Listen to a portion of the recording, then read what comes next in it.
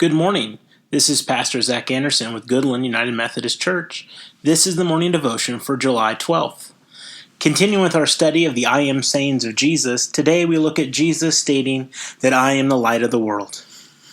Here are the words in John chapter 8, verse 12. Again, Jesus spoke to them, saying, I am the light of the world. Whoever follows me will never walk in darkness, but will have the light of life. I must confess that I've spent much of my life afraid of darkness. When I was younger, I always had to have some light somewhere to be seen, sometimes even falling asleep to the television. And even today, I like to have a light somewhere towards the hallway or a closet or something so I can get up and see clearly if I wake up in the middle of the night. I like to know what's around me. I like to be in control of what's around me. All around the world, darkness is often a metaphor for evil, lostness, and uncertainty. Life is a metaphor for hope, direction, and certainty.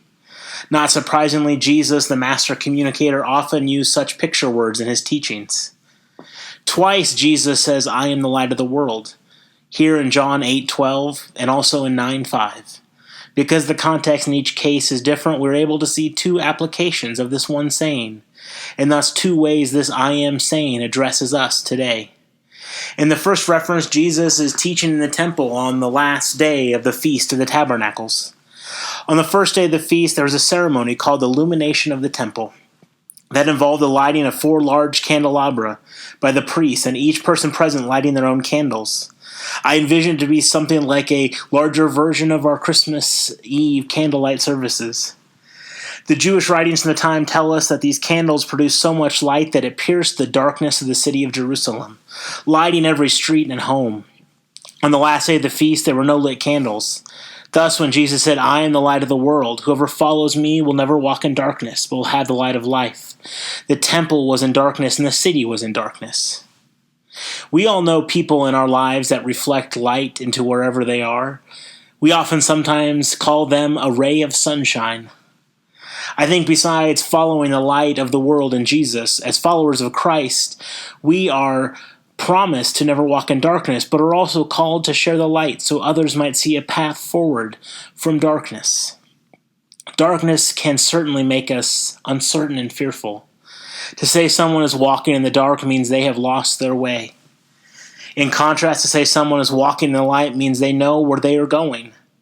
They are moving forward with confidence. Light and darkness are powerful symbols. Jesus takes these powerful symbols and uses them to speak of his own ministry. He has come to dispel darkness and offer light to those who will listen and follow him. To all of us here today, Jesus says, I am the light of the world. Whoever follows me will never walk in darkness, but will have the light of life. Think how you can find the light in your life this day, and also be the light reflecting for others, so they may find their way to Jesus. Have a blessed day. And if you're looking for the light, join us on Sundays at Goodland United Methodist Church at 10:30.